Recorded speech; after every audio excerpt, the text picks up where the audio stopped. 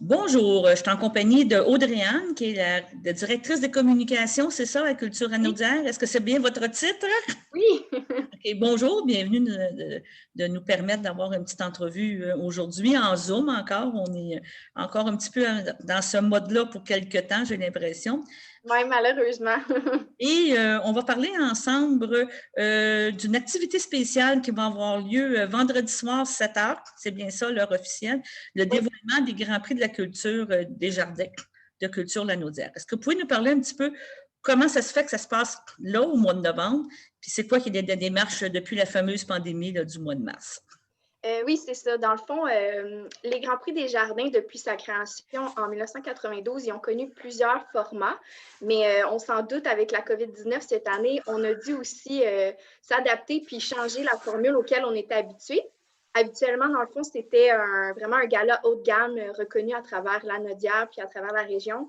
Puis cette année, dans le fond, on a vraiment été chanceux. On a pu changer un peu les catégories aussi. Cette année, on a juste 5 catégories, mais on est vraiment chanceux de pouvoir avoir gardé le gala, même si c'est en mode virtuel. Dans le fond, on l'a adapté pour que ce soit en format vidéo, qu'on va pouvoir diffuser un peu partout sur nos plateformes et sur CTRB.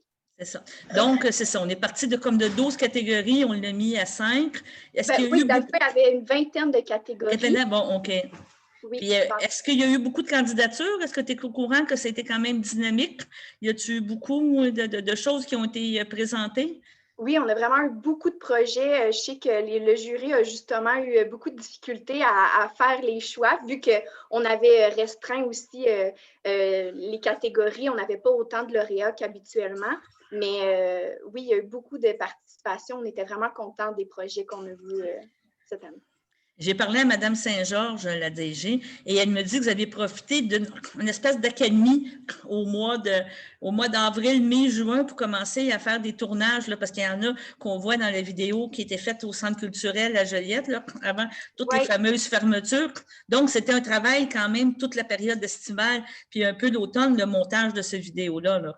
Oui, dès dans le fond qu'on a eu l'annonce comme de la COVID-19 en mars dernier, on a dû se revirer de bord parce que nous, on s'alignait pour un gala comme on avait l'habitude. Puis, on a dû se revirer de bord. On a vraiment été chanceux que cet été, il y a eu une petite accalmie. On a pu faire plusieurs tournages. Puis, ça vraiment, depuis mars, on est en train de préparer tout ça, de peaufiner la vidéo. Puis là, on est enfin prête à la sortir. Tout a été organisé. Donc, on rappelle que ça va être vendredi soir, c'est bien ça.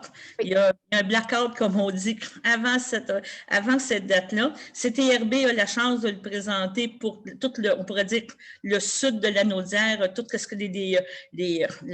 qu'on dessert là, comme clientèle ici à Berthierville. Les gens du nord de la Naudière qui sont desservis par Vidéotron, donc vont l'avoir aussi avec TVRM, une autre télé communautaire dans le bout de Terrebonne et tout. Et vous le mettez sur vos plateformes aussi. Oui, c'est ça. Ça va être disponible aussi à 19h sur notre Facebook, de Culture Lanaudière. Puis ça va être par la suite aussi sur tout Twitter, LinkedIn, Instagram et sur notre YouTube aussi. Est-ce que les gagnants savent qu'ils sont gagnants ou tout le monde va être surpris en même temps? Tout le monde va le savoir dès 19h, dans le fond, quand le gala va être présenté. C'est là que Il n'y a pas personne qui le sait. Là. Il n'y a, a aucun gagnant qui sait qui gagne. C'est ça qu'on comprend et tout ça. Et les remises... Non, c'est ça va être la surprise. Ah, bien, c'est très, très bien. Donc, le suspense est vraiment là jusqu'à 19h. Puis, en tout cas, merci beaucoup à Culture de Lanaudière de nous permettre de diffuser ça toute la fin de semaine. Nous, on va le diffuser vendredi, samedi, dimanche là, en reprise là, pour être sûr que tout le monde va l'avoir vu. Puis justement, aussi, on a la catégorie projet exceptionnel par un ambassadeur hors région qui a pas été présenté nulle part. Fait que ça va vraiment être tout un suspense. Là. Personne ne connaît encore le finaliste dans cette catégorie. Bon, bien, je te remercie beaucoup. Puis au plaisir de travailler avec Culture Lanaudière dans les prochains mois. Merci. Merci.